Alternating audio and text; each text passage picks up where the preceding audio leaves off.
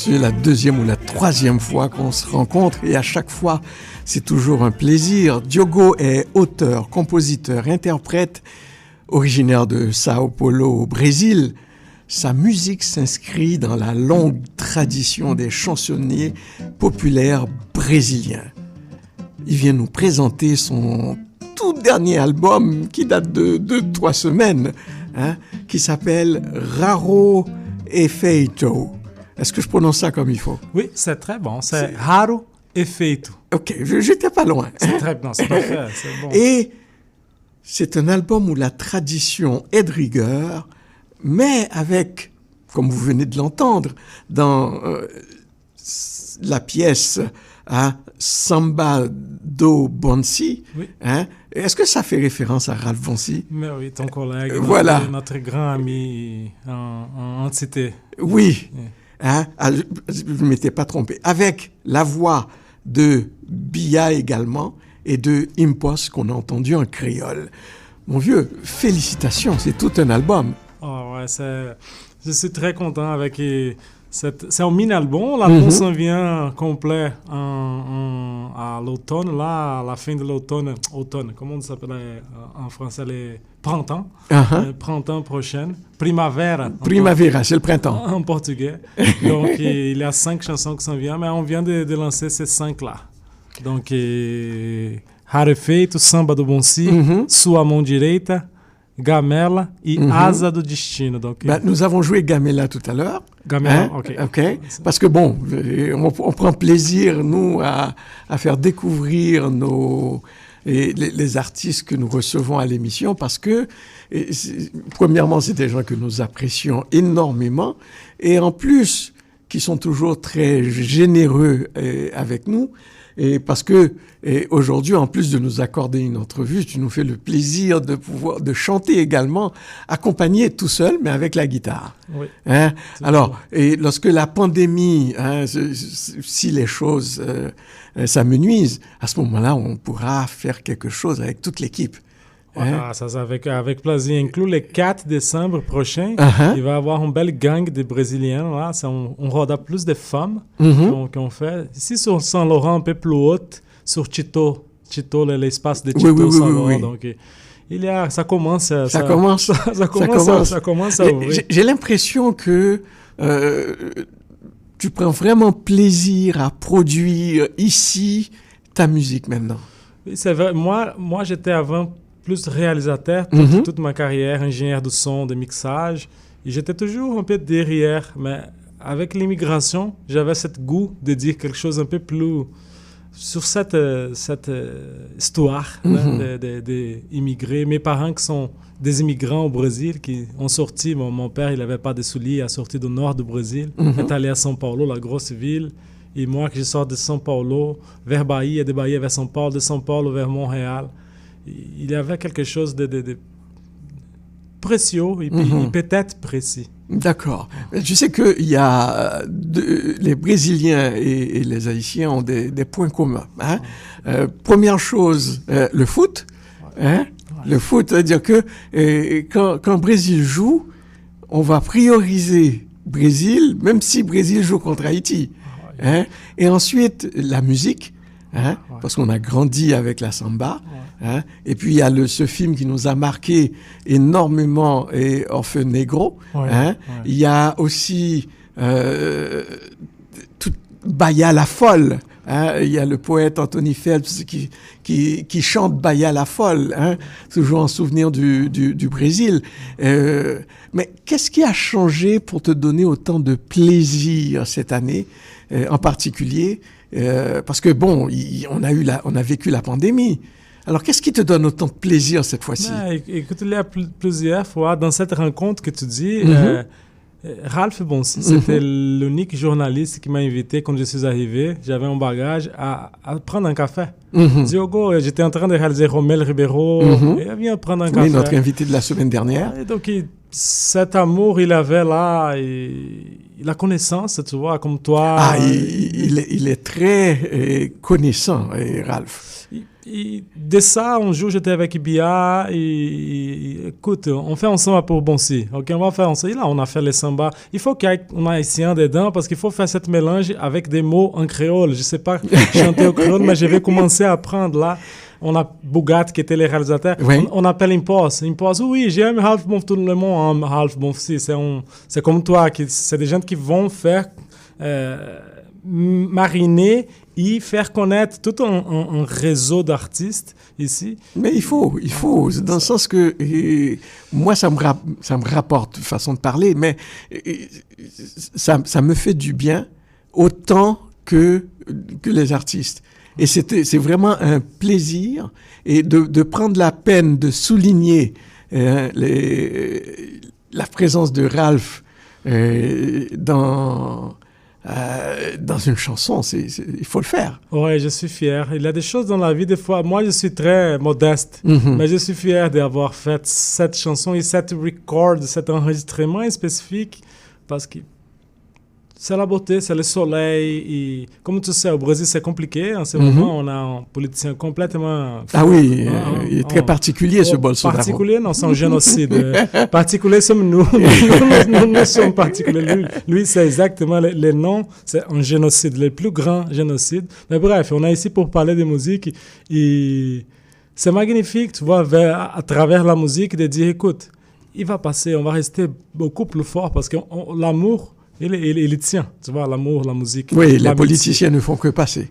Ouais, mais il a des bons politiciens. Hein. Il faut, moi, je crois, comme nous, c'est que tu fais, on fait la politique, mais les bons. Là, il y a quelques-uns là qui comptent tous les peuples. Donc, Raro Efeito, c'est une chanson justement pour dire mon hommage au peuple du Brésil. Je te laisse aller. Ouais, hein. on va jouer un peu cette chanson. Ok.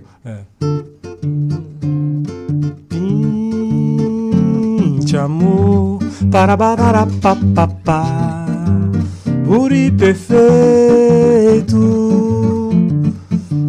incondicional para bararapapapá, e rarefeito, lanceador. E o preconceito c'est le préjugé. Irracional, irracional. Livre o seu peito, rarefeito, vasto mundo, solução, vasto universo. Mais vasto é tarapapapá, o seu coração. Eu toco violão e as estrelas. Eu canto pra gente que luta sem armas, que dorme no chão. Vivo o canto desse povo, Iansã, Xumaré. Vivo o manto desse povo, guia a lua nossa fé.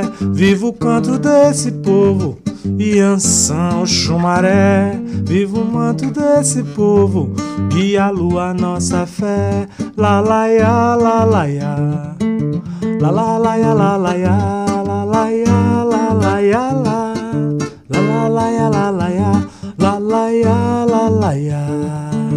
La la la ya, la la ya, la la ya, la la ya, la la la ya, la la ya.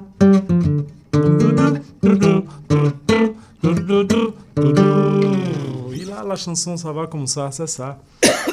C'est les chants pour le peuple du Brésil. La la ya, parce que c'est compliqué. C'est compliqué dans ces moments là-bas, mais la samba, c'est un mouvement de résistance. C'est là que se passe. Ouais, c'est l'histoire de l'humanité, l'histoire des guerres. On résiste. D'accord. Et dis-moi, une question là, sortie de nulle part. Ouais. Et qu'est-ce qui te plaît avec le Québec? Mais écoute, il y a beaucoup de choses qui me plaisent ici. D'abord, je pense qu'il y a un côté communautaire très fort et très réussi.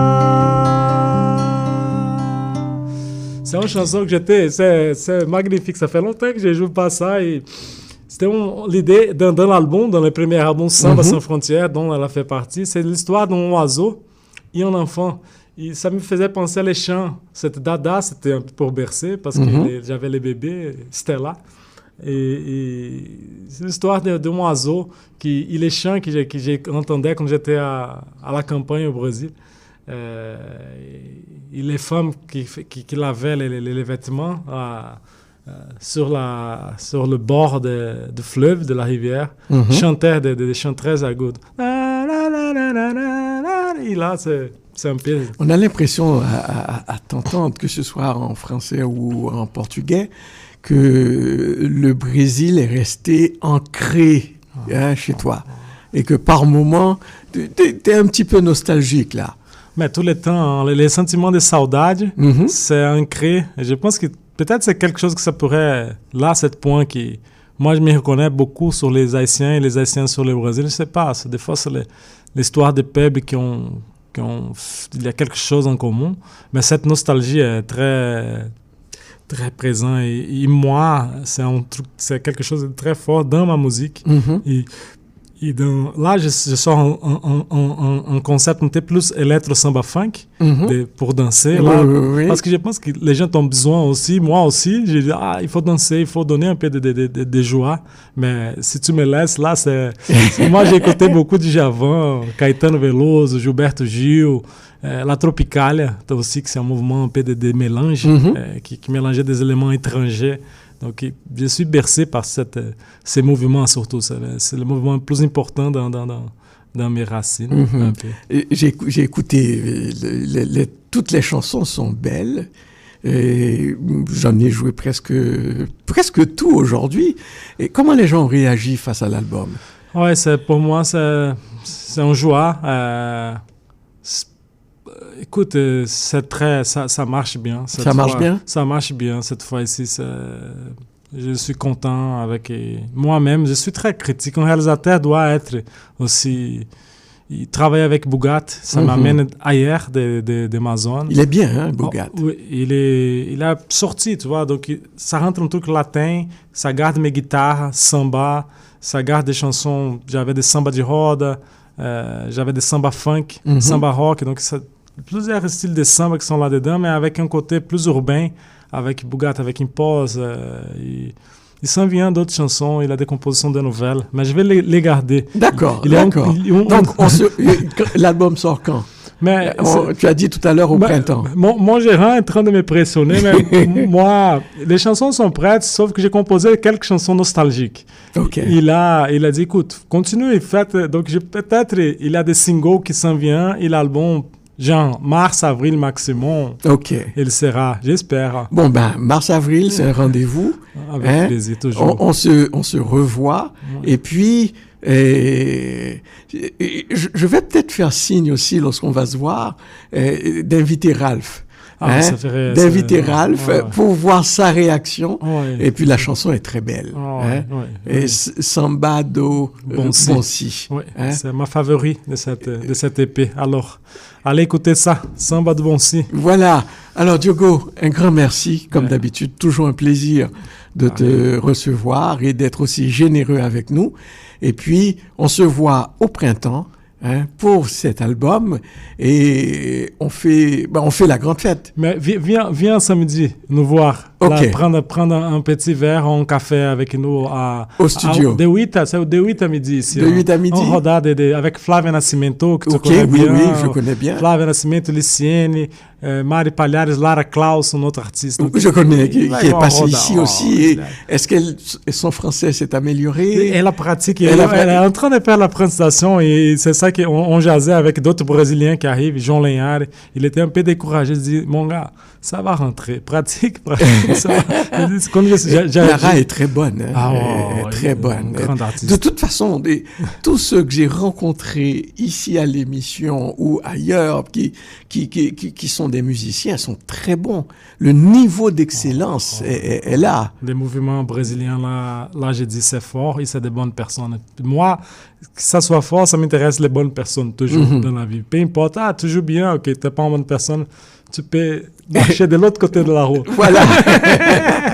Diogo, un grand merci et on se dit à bientôt. À très bientôt, mais plaisir.